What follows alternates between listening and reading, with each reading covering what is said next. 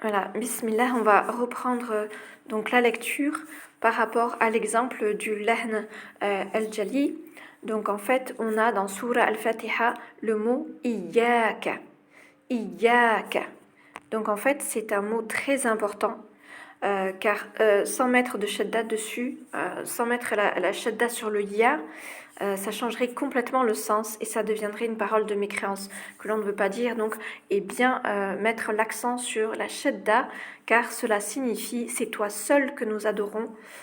Et c'est très important. Donc, sinon, ça deviendrait c'est la lumière du soleil que nous adorons. A'udhu billahi minash shaitanir rajim. Et qu'Allah nous préserve de ces erreurs-là, car en fait, cette ayah est récitée donc dans toutes nos salas, et les savants ont jugé ce genre de faute illicite et que la personne commet un lahn jali, qui est un péché, d'accord? Donc faites très attention à la prononciation, c'est bien iyyaka, d'accord? Ensuite, on a la faute subtile qui est al-lahn al-khafi. Donc cette faute n'a pas le même statut que la première catégorie. Pourquoi? Parce que c'est une erreur dite subtile ou imperceptible qui n'est pas en opposition avec les règles de la langue arabe.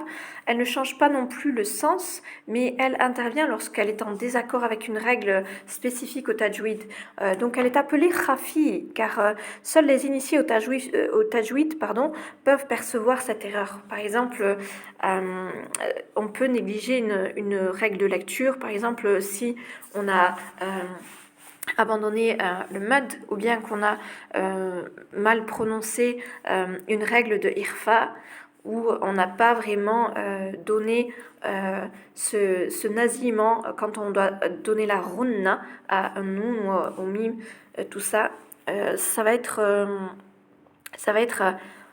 comment dire, une prononciation qui sera corrigée par des spécialistes entre guillemets du tajwid qui vont entendre justement cette mauvaise prononciation qui va pas forcément changer le mot, mais ça va être plutôt sur le côté subtil et technique.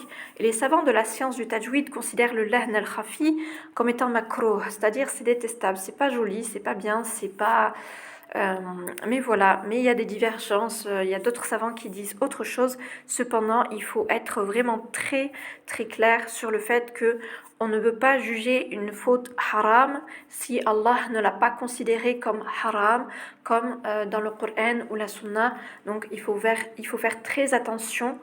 Et je remets encore ce point-là de façon très importante. Il ne faut pas dire que quelque chose est haram si Allah Azza wa Jal ne l'a pas décrit explicitement comme haram. Donc, on va dire c'est makruh, parce que quelqu'un qui a fait une faute de prononciation en tajwid, bon, on va le corriger.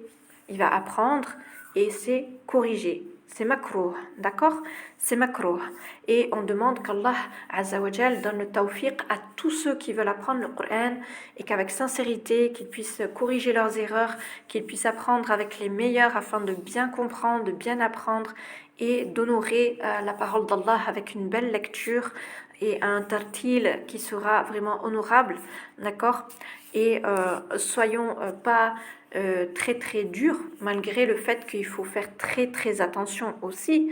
Bien entendu, il ne faut pas négliger la lecture du Coran, car c'est quand même la parole d'Allah Azza wa Jal, subhanahu wa ta'ala, et donc honorer cette lecture, c'est aussi le plus bel honneur que l'on a ici-bas, et d'en prendre soin, et donc faire doucement, faire pas à pas, et apprendre correctement, birahmatillahi